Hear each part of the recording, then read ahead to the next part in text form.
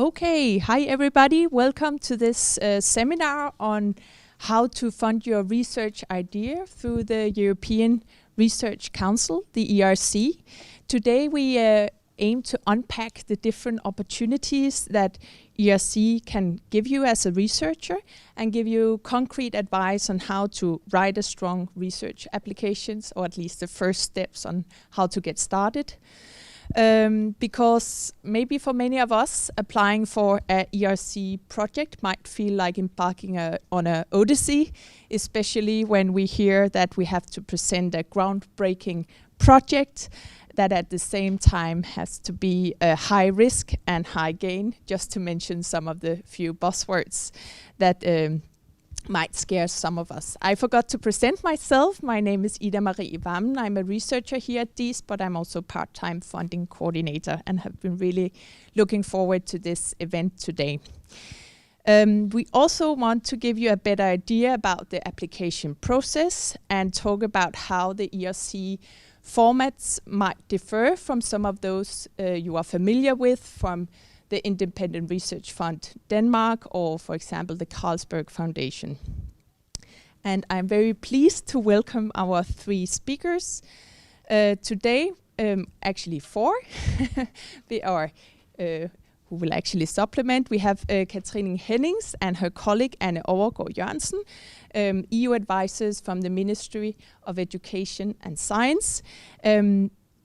Today, they will give us an introduction to the ERC and the different possibilities and help us answer some questions.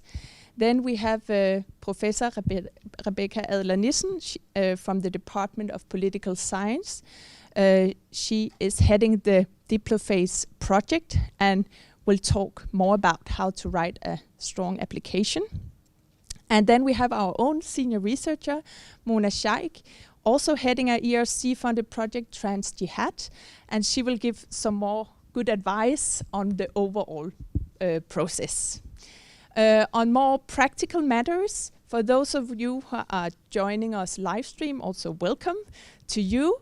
You are more than welcome to ask questions using a Slido link that is in the invitation on our website, and there you can also find the code you need to use. The first part of this seminar will be recorded and later shared on our YouTube channel, but to create a room for more free exchange. And so you can also ask different questions. Rebecca and Mona's presentations and our Q&A session will not be on our YouTube channel afterwards. So I would like to invite you, Kathrine. The floor is yours. Thank you. Thank you. I hope this works and that you can hear me clearly. Let me see if I can start this. Do you know, Ida? There we go. All right. So, hello everyone, and welcome. I'm happy that so many of you could join us today. My name is Kathrine Hennings, and I work at the Danish Ministry for Higher Education and Science, where I function as a national contact point for the European Research Council, which we also refer to as ERC. So this is what I'm going to talk to you about today. I'll just try to give you a short overview, a brief overview of what the ERC is and what it can do for you. But first of all, what is the ERC? Well, the ERC is a program under Horizon Europe, which is the EU's framework program for research and innovation funding. But the ERC is a program that funds only the best researchers and is established to in order to enhance world-class research within the EU. So it has a big budget, and it also has an independent ERC council, which means that it's exempted from any political agendas. Yeah. Okay, why is the ERC attractive to you? Well, first of all, it's a bottom-up research grant, which means that you yourself choose your research topic. Also, it's a personal grant, so you're the mono-beneficiary of this grant, so you don't need any partner organizations, and you set your own research team. Also, the duration of the grant is up to 5 years. You can do 4 years, less, if you think that's more suitable for your project. Also, you can apply no matter which nationality you are. You just need a host institution within the EU that promises to host you in case that you actually receive an ERC grant. Also, excellence is the sole criterion for ERC. So, the different grant schemes under ERC, well, the first 3 ones, the top 3 ones here, are kind of regarded as the main schemes. So we have the starting grant, the consolidated grant, and the advanced grant. You can apply to these grants depending on where you're at in your research career. So if you have had your PhD degree for 2 to 7 years, then you apply for the starting grant and so on. How long you've had your PhD degree, we refer to this as your PhD age. So there are different ways to kind of calculate your PhD age, because if you've had a child, then if you're a woman, you automatically can subtract 18 months from your PhD age. If you're a man and you've been on parental leave, then you can subtract the documented amount of parental leave from your PhD age. Also, if you've been if you've been sick for a long time, different things, ERC has a list of reasons to subtract time from your PhD age. So go and have a look at that before you determine where you're at in the grant schemes. Also, the ERC offers a proof of concept grant. You can apply to that if you already have one of the other ERC grants and you have found something that you think you can use, some kind of innovative little thing you can bring closer to market or to society, maybe a patent of something. But yeah, then you can apply for the proof of concept. Then we have the synergy grant, which aims at a group of researchers, a group of 2 to 4 researchers. The researchers, you don't have to be at the same career stage. So you can have one of the PIs being a starting grant material and one of the PIs being advanced grant. This is the whole idea that you have to, group together in order to achieve some kind of synergy that you wouldn't be able to on your own. Okay, so the ERC project, what are they looking for? Well, if you open the ERC work program, they have a yearly work program, which is almost considered the Bible if you are applying for an ERC grant. It will say that the fundamental activity of the ERC via its main frontier research grants is to provide attractive long-term funding to support excellent investigators and their research teams to pursue groundbreaking, high-gain, high-risk research. Okay, that's kind of a big mouthful.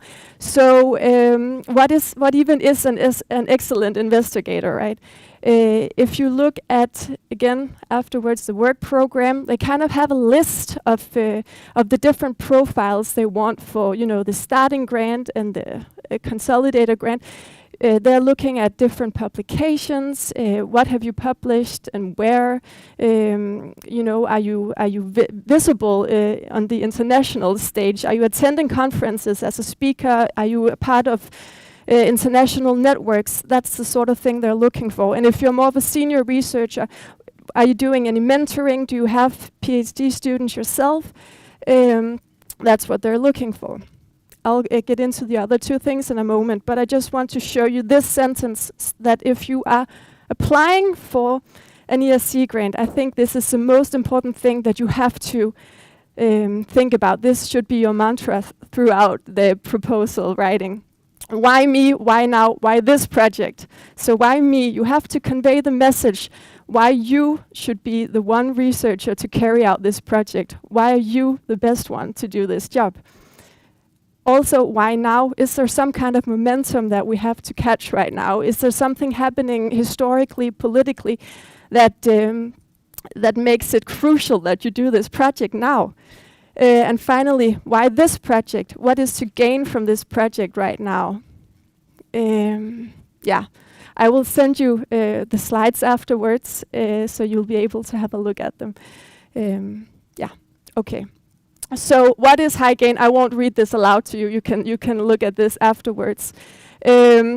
But the ERC is looking for something major and disruptive, something on a global scale, and not, more of what has already been done, and not, verification of things. But I'll send you this afterwards.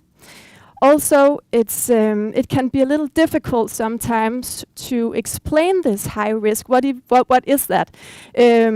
Because you want high risk in your project. That's what the ERC is asking for. But you also want your project to be feasible. So, of course, the feasibility should be high because it's low. If it's, then and the risk type is too conceptual, then the project is too ambitious. But you don't want a risk type that's operational. You shouldn't be wondering, will I have the right equipment for this, or will I be able to go and will I be able to get the right people for my research team? This shouldn't be the kind of risk you should think about, because if it's very feasible and your risk type is operational, then they will deem your project to be too incremental. So you really want to have a project where the risk type is conceptual. You don't know whether your thesis will be, proven, or and you want the feasibility, of course, to be high, and that's your ERC project. I hope this makes sense. Then again, a short overview of the proposal. What work will you have to do? A few of these things actually changed now, but this will still give you a pretty good overview of what is expected from you. So the first part A, is an online form you fill out in the Funding and Tenders portal online. It's more practical information. Then we have the B1 part, which is the cover page, the extended synopsis, your CV, track record. And then finally you have the B2, which is the scientific proposal. What is really important to say here is that in the first evaluation round, the evaluators will only read the part A, but also B1. So this is the part where you really have to sell yourself. You will have to sell yourself as a researcher, and you have to sell your idea as excellent. And then, if you're good enough to move on to evaluation round 2, then they will read the full scientific proposal. Yeah, so this is where you really have to, again, sell yourself. And then the annex part, this is where you have your the support letter from your host institution, any documents that makes you subtract time from your PhD age. This is where you gather that stuff.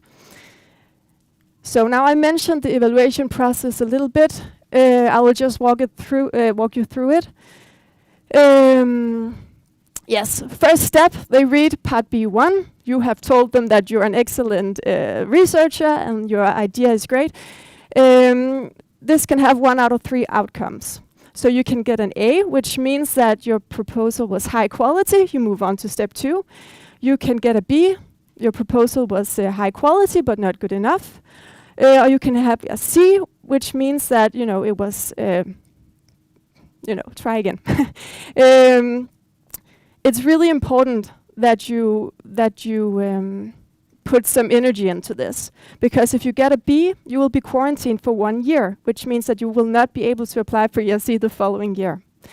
If you get a C, you will be quarantined for 2 years, which means that you will not be able to apply the following 2 years.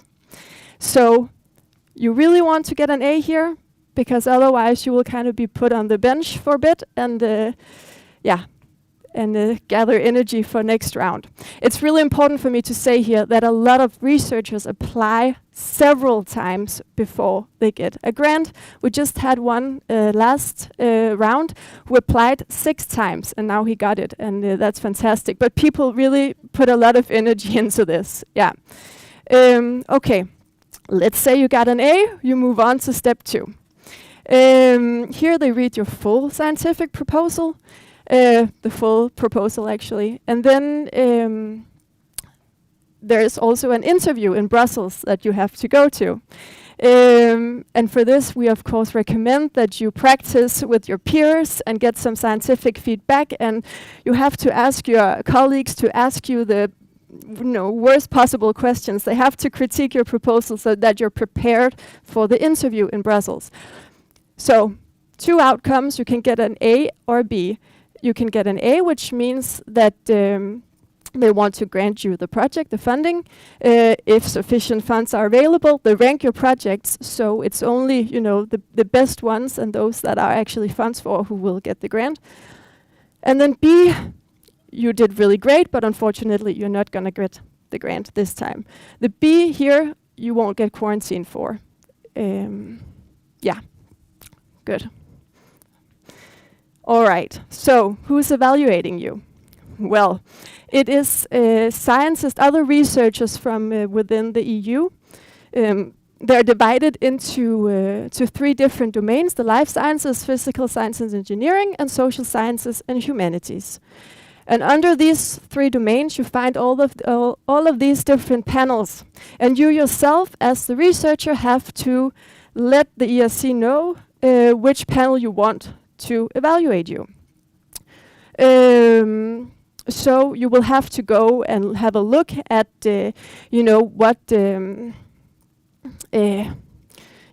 what fits me the best, which panel members are in the panel.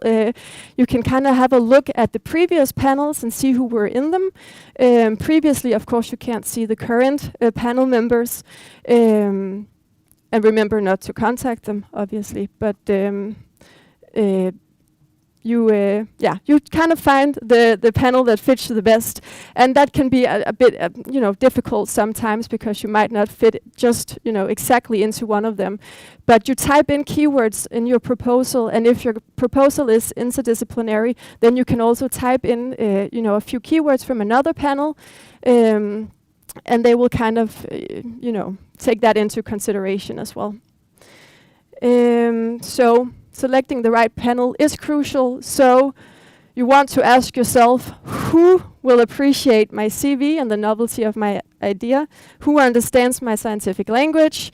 And will I feel comfortable presenting to these people at the interview? Because you want your peers, your scientific peers, to see this. Okay, so what do I do from here? If you want to apply, I know it can seem like a lot of work, but you want to start by reading the work program. There's an annual work program. Not much has changed, from year to year, but it's really important that you familiarize yourself with it to see what is expected from you.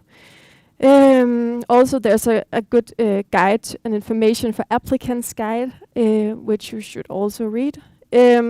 You should begin early. Then you ask me, what is early? Well, some people you spend 6 months applying for an ERC grant. Some people use 3 months. Some people say that it takes 6 weeks of full-time work to apply for an ERC grant.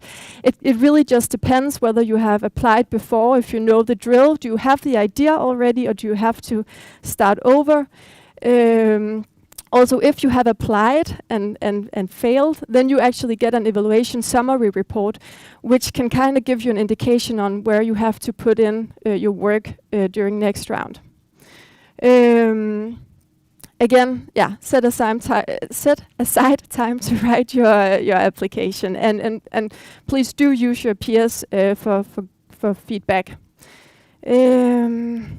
Then we have a long list of great links. Again, I will make sure that these slides are distributed to you afterwards so you can have a look. We always advise you to kind of contact your local funding advisor if you want to apply for an ERC grant, but also you can contact me or Anne, my colleague. We are not able to advise you on your specific application and the content, because of course you are a lot smarter on what you're doing than we are. We don't know your area as well as you do, but we can advise you on the overall application form and budget stuff and different things. And if there are things you can't find the answer to, you have a question, then we do have a direct line of contact to the European Commission and the ERC's agency. Yeah, I think that was it for me. So I don't know if you have any questions. I think we have a bit short round of questions. Otherwise, we're available afterwards as well at the Q&A session. Very small practical question. The funding is that X million plus. Yeah. Yeah. Oh. Let me see. No, okay, I can't. Yes, that is for additional funding. And additional funding, it's not, wow, I suddenly have some more expenses to my project. It is if you, for example, if you live outside the EU and have to move to the EU in order to actually do your ERC grant, then you can search for extra funding, apply for extra funding in order to, you know, have your moving costs kind of covered. If you have some major equipment that you need that your host institution doesn't have, then you can apply for funding, the additional funding as well. But it's not, I mean, you really have to be careful because I know that the ERC has experienced a lot of researchers applying for additional funding, which have created a little bit of irritation with some of the evaluators. So you really need a great reason to apply for the additional funding. So be careful, you know, just to do it for the heck of it. I think maybe some of the younger researchers that are not in a permanent position, would that be an obstacle for applying for a starting grant, for example? You have to have had your PhD degree for a minimum of 2 years. And then, you know, the ERC has this profile of this wish list of things that they would like to see in a starting grantee. So I think they would like to see, you know, that you've done one publication where you where your PhD supervisor was not the main author, stuff like that. Of course, they take into consideration that your academic career or research career has not been as extensive as the people who apply for the advanced grants. But again, the sole criterion is excellent. So if they think you are an excellent researcher, if they can see that you're promising and that if you have a great idea, then that's enough, yeah. Even though without a permanent position, yeah, an applicant, okay. Yeah, you can. And the ERC projects, cover 100. The ERC grants cover 100% of the project, including, you know, your salary. So yeah. I saw that. Good morning. Good morning. Regarding the panels. Yeah. I saw there are a lot of areas that are not covered by any panel. Yeah. And that's determinant. It's instrumental to choose a panel. Yeah. So, what's your advice if you come from an area that's not? Yeah. I think it's a good question, and of course, I know people who have experienced or have had trouble with that before. I think it's really crucial that you describe, you know, you put in keywords in your proposal where you have to kind of determine the panel, what it is, what is the essence of your proposal, and kind of, you know, try to mix the if you see two panels where, you know, that might be able to work, then you should start out by doing that. But also you need to do some research here and look at who are the previous panel members, because if now I don't know your field, but if you know you have a scientific peer somewhere in one of those panels, it's likely that they will have a profile like that again in that certain panel. So I would begin to do some research to see what panel members are most like me, who has been in the previous panels before. Okay, from my area, it's very. I couldn't choose a panel. If I had to choose a panel from in 1 minute from there, I wouldn't have a panel. No. Okay, but that's the way it is. Okay. Yeah, unfortunately. But they I think the ERC is aware, and that's why they just added 2 new panels. And you could argue that they could, of course, add a lot more, but I know that's something that they are aware of. No, of course not. Yeah, yeah.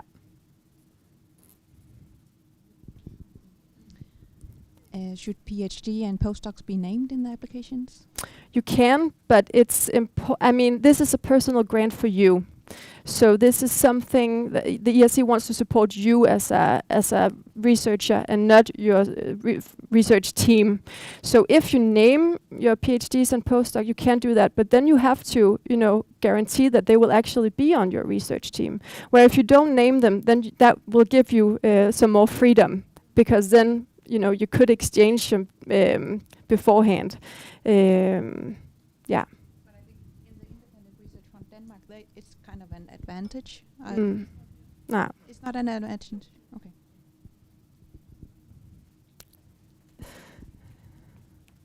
I don't know if we have some questions on Slido. Just a last question, maybe, if there is somebody online also wanting to pose a question. Okay, because then I would thank you very much, You're welcome. Kathrine,